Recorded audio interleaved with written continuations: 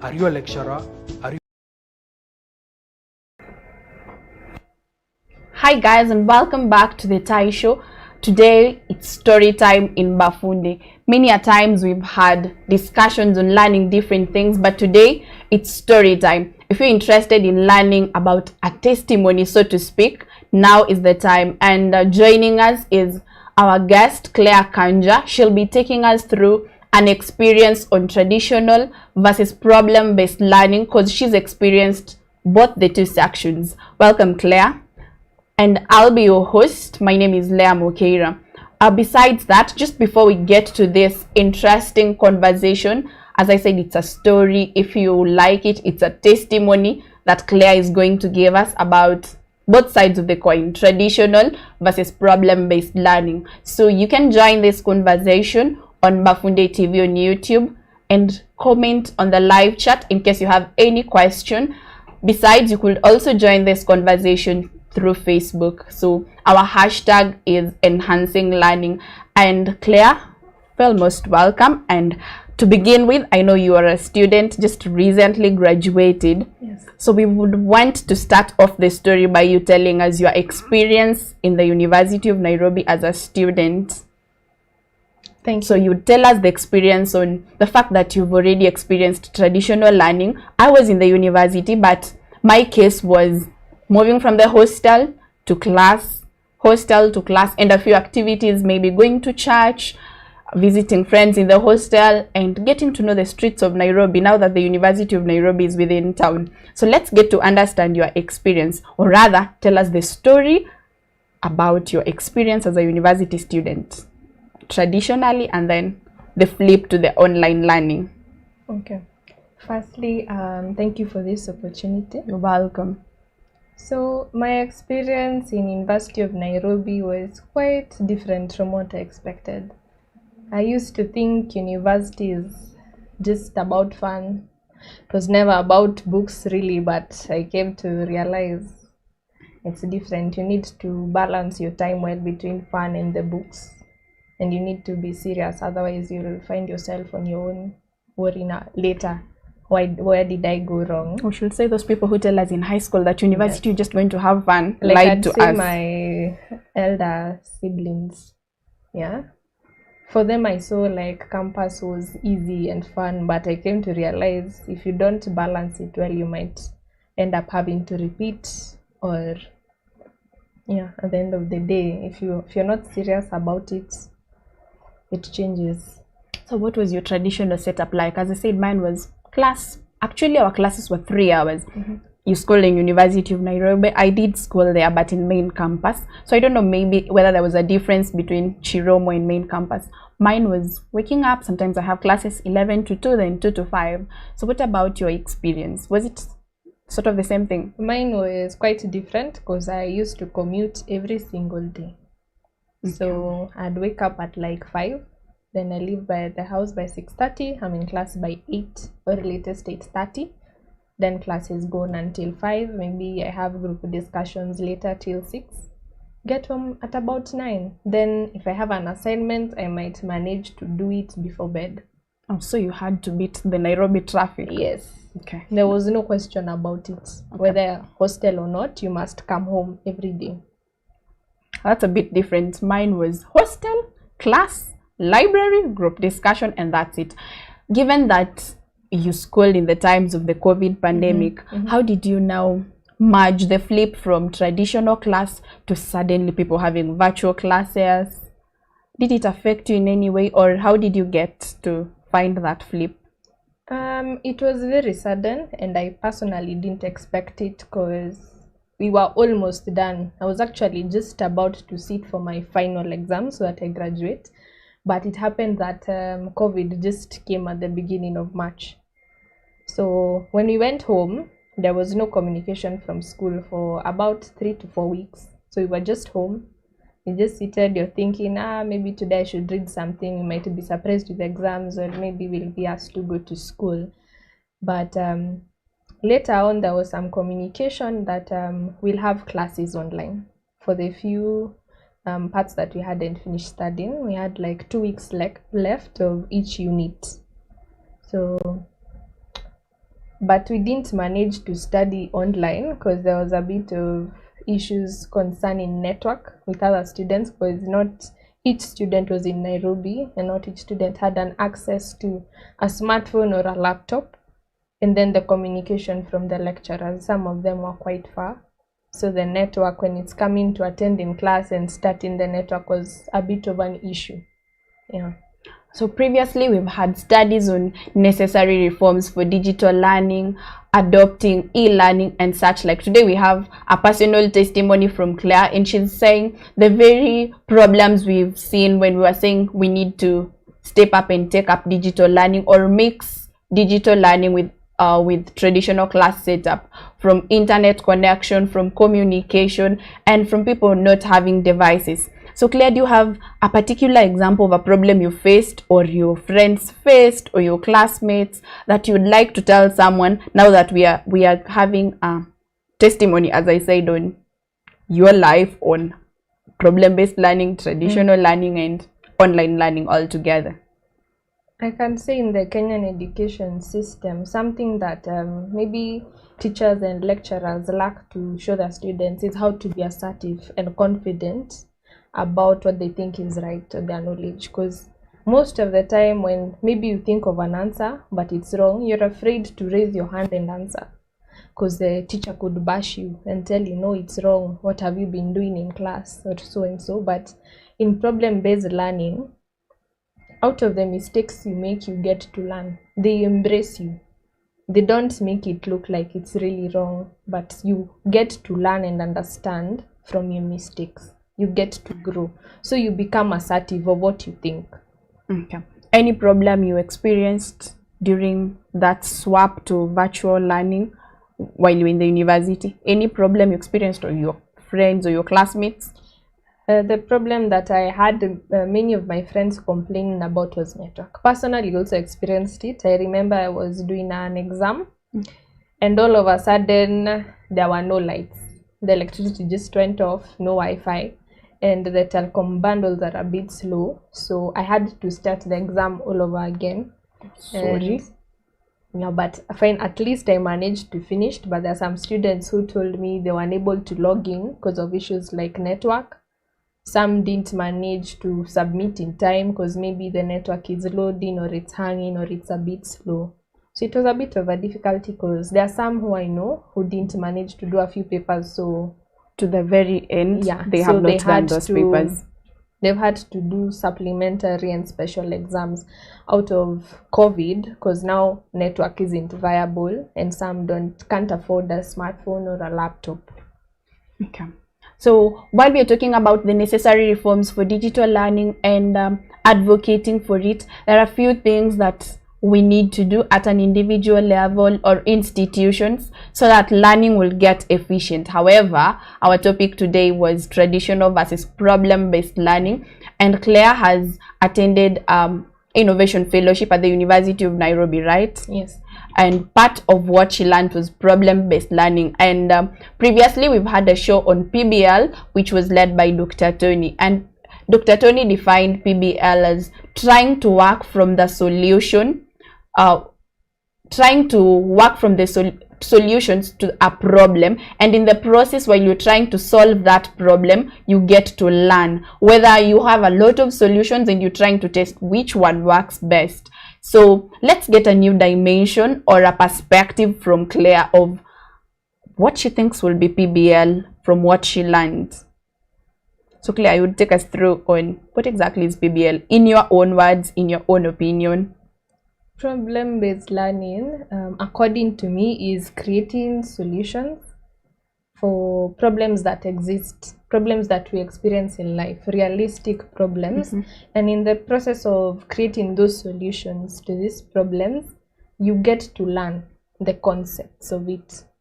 You get to learn a thing or two in every concept that you make so as to create a perfect solution. Dr. Tony's definition and Claire almost marry, or rather they almost merge. And Claire, having attended the fellowship, one of the things that you learned from PBL, how would you distinguish it or differentiate it from the traditional setup of learning? Problem-based learning applies design thinking. You also get to apply empathy and innovation as well at once. However, for traditional learning, as we've seen in the Kenyan education system, it's more of theoretical. And like problem-based learning, where you're also trained practically. For example, you might be studying in class in form of traditional based learning, just classes with your lecturer, theory, doing cuts and everything. But when you're sent out to the field, maybe to do a job or something, you get to realize your whatever you studied in class is quite different for what you were taught in school. You might be asked to do something and you ask your boss, pardon, I don't understand what you mean. Yeah. Okay. As I said, it's story time in Bafunde. So take us through your story, how you joined the fellowship, some of the challenges you encountered, as well as the successes you got during the fellowship. So you can now take us through your journey on the Nairobi Innovation Fellowship, and then specifically on PBL. How was the experience like? Personally, I remember I applied for this fellowship just like, I think it was a day or two before the deadline. I remember it was just posted on some door to our school building, and I saw it and I thought, why not? Actually, my friend shared it with me and we both applied just the night before, and luckily we were selected. So I remember we were selected, and then we were asked to write a letter as to why you want to join the fellowship and why you feel like you belong there. And they were taken in and they were accepted, and we appreciated the opportunity. So the fellowship was starting on a Friday, the orientation. When I walked into the room, I was shocked at first because I saw older people than I expected. I thought that I'd be with my fellow undergraduates. So, but luckily I was with 4 other undergraduates, 2 from computer science and others from my class. And after like a day or two, I got to sink in with the rest of the people, get to talk to them and network. I didn't expect it to be that seamless and that fast, but the networking and how I got to interact with them and the teamwork was very amazing, and it was mind-blowing. I didn't know that I'd managed to do the fellowship and school at the same time and be able to balance properly without having any Just issues. before we proceed, then how did you didn't think, but how did you finally strike that balance between you being a 4th-year student and you, plus in 4th year you have a project, right? Yes. So how did you strike that balance between you being a 4th-year student, handling PBL, and probably in case you had a project on PBL, how did you strike that balance? Just let's begin there and then we'll go on your very experience on PBL. Well, luckily for the PBL, I remember we used to have sessions on Friday from 8 to 9. And then I think there was also on Wednesday, or was it Monday? I'm not sure. But at least for my first semester of 4th year is when the times were clashing a bit. So I'd have to excuse myself from PBL sometimes. Then I catch up with what they were taught from my teammates, or I'd miss class. I'd had to either work with my teammates from PBL or attend class, but most of the time, at least I used to, if I miss PBL by any chance, I'd be able to catch up easily. You said you would miss class sometimes for PBL. Yeah. Was it worth your time? Yes, it was totally worth my time. Totally. Skiving class to attend PBL. Yes. So this discussion is majorly about traditional learning versus PBL. So we want to dive more into PBL and get very particular on what you learned on the fellowship. What project did you handle? What exactly? As we defined, PBL is creating solutions to existing problems, and in the process you're learning. So we'll begin with, I think, what did you learn? But before we say, what problem did you solve? And then what did you learn, so that we can get the practical aspect from this story. Together with my teammates from PBL, we are working on a project with UNICEF about identifying untapped digital youth talent. Untapped digital youth talent. Yes. Okay. Yes, we were working on that for a period of time, but because of COVID, it was a bit difficult, but we managed to conduct interviews online, luckily, and we managed to finish on time. And it was a good experience because at the end of the day, as I was doing that project with my teammates and working on my own from school, I got to learn a number of things from it in terms of assertiveness, critical thinking, and understanding the empathy map. Who are you designing this solution for? You are designing it for the youth. Yes. Right? Yes. So did you come up with a particular solution that was effective or efficient Well, on as your I- UNICEF project? as I recall, we were to start our website Mm-hmm. later on, but we are still working on it. But we realized that so many youths in Kenya don't have access to technology, or I'd say laptops and smartphones and network.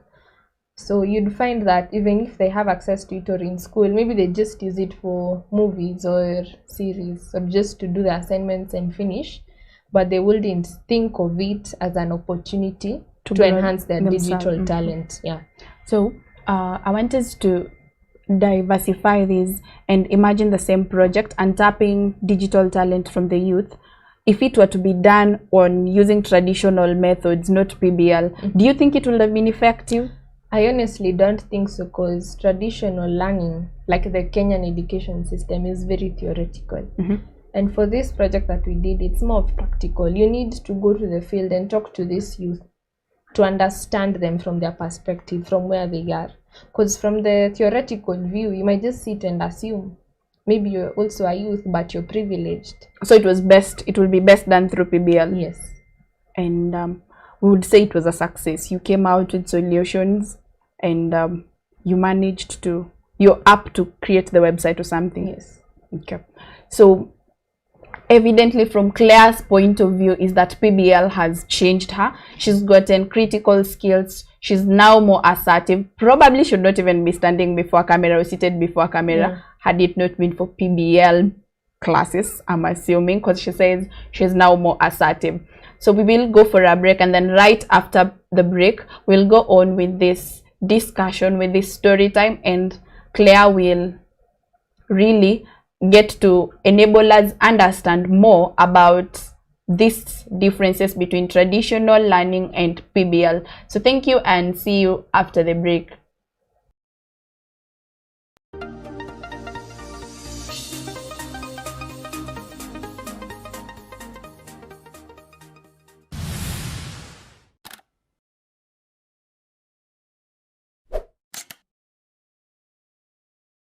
Are you a lecturer? Are you a tutor? Are you an instructor? Do you wish to make learning efficient and effective? You can now reach out to your learners online using technology. Introducing Bafunde. Bafunde supports trainers and educators in organizations, universities and colleges to prepare and deliver digital content to boost interactions and learning. Visit our website at bafunde.com and register now. Bafunde, enhancing learning.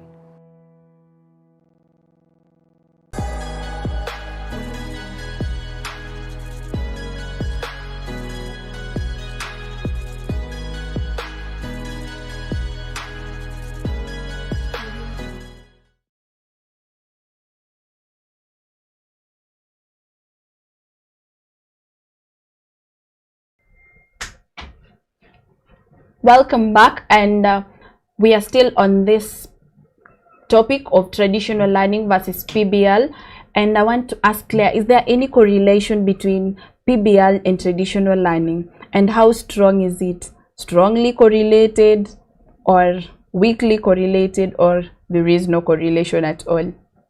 Problem-based learning is not correlated at all with traditional learning. Good. But is there a correlation between problem-based learning and innovation? Yes, they're correlated. Strong, weak, or Strong. strong correlation?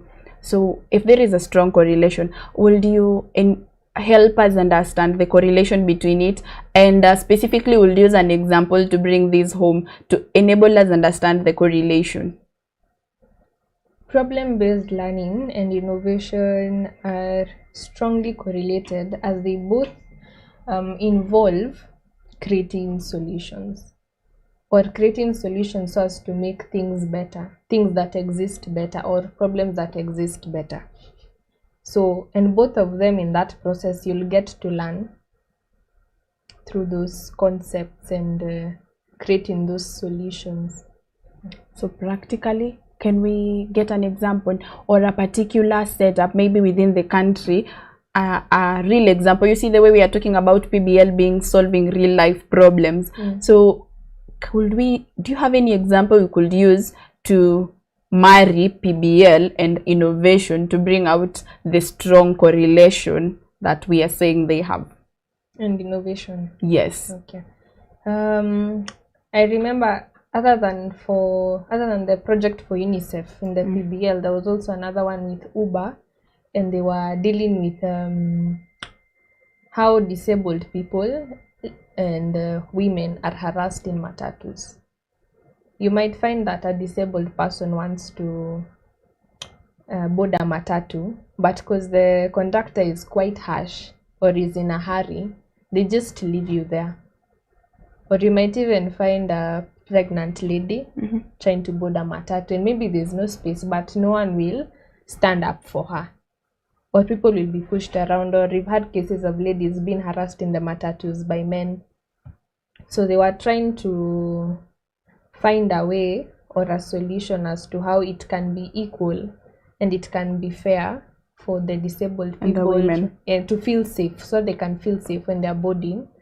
Because most of them nowadays, like since the Uber and Bolt came, of course they'll prefer, if they can afford, they'll prefer to use it, but because it's quite costly for some people, especially in these hard times, they'll have to take the matatu, but they won't feel safe. So did they come up with a solution? Yes, they finally did. Which is, how was it? I'm trying to understand that solution. As I recall, they partnered with Uber on how to create maybe lifts or rides that are safer. Oh, that's why when you have an Uber app, there's something for spatial. Okay, maybe then. When we had a PBL discussion with Dr. Tony, he gave it an approach from maybe him being an educationist, or rather being in the education space. So he said that you select students and then you mentor them and you leave up to them to come up with solution. Yours is to give guidelines. So having been in the innovation fellowship, what was the role? You had mentors first. Yes. So what was their role and how do you think they played it out? The mentors really helped a lot, because at times maybe as team members we wouldn't agree on some things, but with the mentors there, they'll be able to help us to make peace and to agree on some things, and everyone would be able to give their point of view. Then we'll come to an agreement as a group, and the mentors would check on each and every one of us on our progress. On a personal basis, they will check on you, Claire, then check on another person. Yes, on how we are doing in the group, because everyone had a responsibility in the group, so that it's not unfair. Because at times maybe you'd feel like maybe the chair is doing too much, or this person is barely doing anything. So they'd help us do our responsibilities accordingly. Yeah. Okay, mentors play a huge role, or rather a big role, in ensuring everything is working right while people are working in PBL. So the other scope that I want us to understand is you now get the difference between PBL and traditional learning, and would you say it has a positive effect? It has a very, very positive effect, and it enhances your assertiveness, especially in critical thinking and even confidence. So I wanted to ask whether, yes, it has a positive effect. Is PBL working on your strengths to make them better, or is it looking at your deficiencies and your weaknesses and trying to sort them out to make them stronger? Or how do you feel now that you are a testimony, quote unquote, of this? How do you feel? What is it doing? I think it makes you stronger, like your strengths. You grow better and better because I believe no one is perfect. So you'll still have those few weaknesses, but you'll definitely grow stronger because you'll develop some skills. Maybe it was design thinking, or you got to understand empathy better, or you got to get to know critical thinking and how to use it when developing solutions to these problems. And what if I have a weakness in maybe planning? Does it work on my weakness or It zero? does. It does. Because PBL was more of planning. We'd be given a deadline on when to present or when to hand in the proposal. So you'd have to plan and work with your members. Whether you're working or you're in school, you'd have to find time. Okay. So I would want us to understand your whole experience in a summary, a scope of your whole experience as a student, and you would intermarry traditional learning, intermarry your move to online learning, and then intermarry it lastly with PBL. Now that these two happened, PBL almost happened when you're finishing school. So your whole experience in it, in a nutshell, or rather in a summary, a story about that. Okay. So for traditional learning, I got to interact with other students, get to know from where they are, get to learn from them, because not everyone's experience is the same. Personally, I've just studied in Nairobi, so I don't know how it is studying outside. At least I got to interact with them and get to know their personal views of life and studying. And then when it came to online learning, I feel like maybe the Kenyan education system can make it fair for each and every student, because not each student is as privileged as others. Some couldn't afford, some missed exams. Then I think the best experience for me was the PBL. Even if I only got to experience it towards the end of school, I believe that I learned quite a lot, and I'm a better person, especially when it comes to assertiveness and how I think before I create a solution for an existing problem. Okay. So before you could give your parting shot as a student, maybe to other students, or whatever you tell a student to do better, that which you maybe never did better, assuming there's something and hoping maybe there isn't. We have a few questions. One is from Devian Kwamboka, and she asks, how can PBL be used for young learners to make them innovative? PBL can be used for young learners to make them innovative, as during this program there are classes on empathy, design thinking, and there's also critical thinking. So through these classes you get to learn how to be innovative about something that exists, and maybe you want to make it better for the people behind us, for the future generation. I hope, Devion, you answered. The next question is from Tasha Avoga. I don't know whether it's a she or a he. She. Yeah. Okay. Tasha Avoga asks, what are the benefits of PBL? The benefits of PBL, first of all, I think networking plays a really big role. You get to interact with the students there. I got to interact with PhD and master students, the masters who are who are lecturers in University of Nairobi. Also got to interact with exchange students, and you get to share your experiences and maybe your ideas. As for our projects, we got to share a lot on what really works. If you think this solution is going to make a difference, yeah, interacting with them makes a difference. Okay. You have been a student and you recently graduated. In fact, it was a virtual graduation. So we want to finish up this, but I would ask you to give a parting shot or an encouragement or something you'd request a student to do differently. If time were to be reversed, what would you have done differently as a student, and you would want to encourage a fellow student? I'd mention that what I learned from PBL and I'd apply back in the traditional learning from school.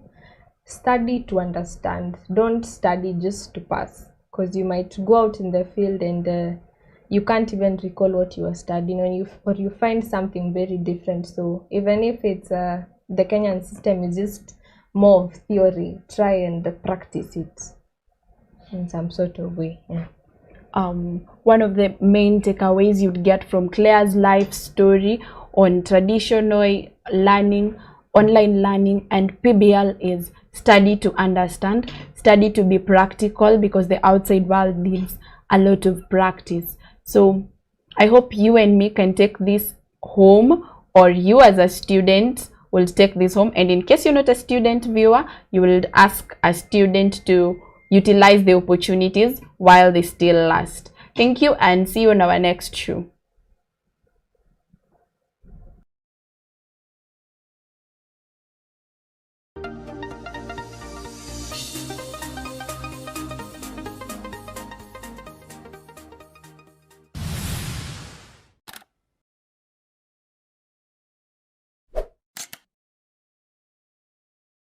Are you a lecturer? Are you a tutor? Are you an instructor? Do you wish to make learning efficient and effective? You can now reach out to your learners online using technology. Introducing Bafunde. Bafunde supports trainers and educators in organizations, universities, and colleges to prepare and deliver digital content to boost interactions and learning. Visit our website at bafunde.com and register now. Bafunde, enhancing learning.